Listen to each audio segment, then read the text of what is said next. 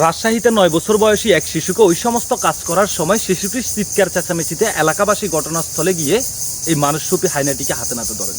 তারপর এই ব্যক্তিকে পুলিশ প্রশাসনে খবর দিয়ে পুলিশের হাতে সোপর্দ করা হয়। আমি বলছি, ফরিদপুরের ঘটনাটি মনে হয় রাজশাহীর মানুষের মনে নেই। রাজশাহীর মানুষ এই মানুষটিকে, মানুষরূপী জানোয়ারটিকে হাতে নাতে ধরার পরেও ঘটনাস্থল থেকে কিছুই করতে পারলো না, প্রশাসনের হাতে তুলে দিয়েছে। একজন দর্শনকারীর বিচার এলাকাবাসীর নিজের হাতে করা উচিত। দর্শক শ্রোতা, এই চাঞ্চল্যকর ঘটনাটি ঘটে যায় রাজশাহীতে। জানা গেছে রাজশাহীর এক এলাকায় এই ব্যক্তি ভাড়া বাসায় থাকেন, আর একই এলাকায় একই মহল্লায় ওই শিশু বাচ্চাটির পরিবার ভাড়া বাসায় থাকেন। দর্শক শ্রোতা, ঘটনার দিন শিশুটির মা বাবা বাড়িতে না থাকলে শিশুটি বাড়িতে একা থাকেন। আর ওই সময় শিশুটি বাসায় একা খেলাধুলা করার সময় এই এনামুল হক তার বাসায় গিয়ে ওই শিশুটিকে রুমের মধ্যে নিয়ে ওই সমস্ত কাজ করার চেষ্টা করে। ঠিক ওই সময় যখন শিশুটির কাপড় চোপড় খুলে তার শরীরের বিভিন্ন জায়গায়, স্পর্শকাতর জায়গায় আঘাত করার চেষ্টা করে, ঠিক তখনই বাচ্চাটি চিৎকার চেঁচামেচি শুরু করে দেন।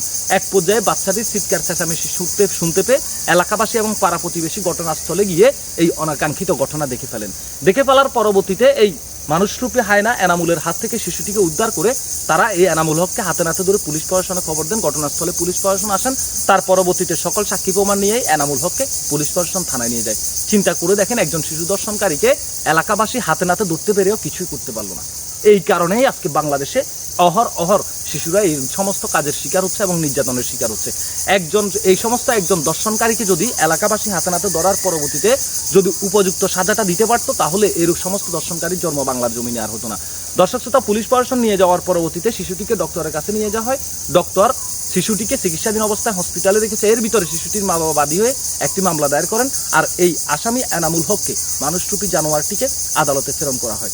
এখন আমরা চিন্তা করি একটা বিষয়, পুলিশ প্রশাসনের দৃষ্টি আকর্ষণ করব যে এই এনামুল হকের, এই মানুষরূপী হায়নার দৃষ্টান্তমূলক শাস্তির দাবি করছে। চিন্তা করে দেখেন, শুধুমাত্র এই এনামুল হক নয়, বাংলাদেশের প্রত্যেকটি জেলায়, প্রত্যেকটি এলাকায় কিন্তু এই ধরনের অনাকাঙ্ক্ষিত ঘটনা ঘটছে।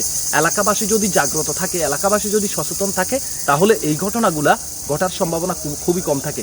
আপনারা শুনেছেন গত কিছুদিন আগে ফরিদপুরে একটি শিশুকে ওই সমস্ত কাজ করে দুনিয়া থেকে বিদায় করে বস্তাবন্দি করে ঘরের ভিতরে রেখে দেন।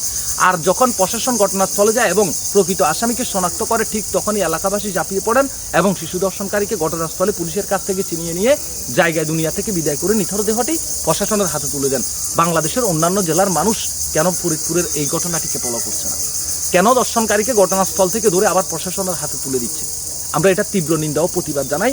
রাজশাহীর মানুষের প্রতি তীব্র নিন্দা ও প্রতিবাদ জানাই যে তারা একজন শিশুকে ওই সমস্ত কাজ করা অবস্থায় একজন শিশু দর্শনকারীকে হাতে পাওয়ার পরেও তারা তাকে উপযুক্ত সাজাটাই এবং বিচারটি করতে পারল না। দর্শক, এই পুরো বিষয় নিয়ে আপনাদের ব্যক্তিগত মতামতটি কমেন্ট বক্সে জানাবেন, ভিডিওটি শেয়ার করে দেবেন। আমরা বলবো, এই সমস্ত কাজ করা মানুষরূপী হায়নাদেরকে আপনারা যখন যেখানে পাবেন সেখানে ঘটনাস্থলে দুনিয়া থেকে বিদায় করে দেবেন। এটাই হবে দর্শনকারীর উপযুক্ত সাজা। আল্লাহ হাফেজ।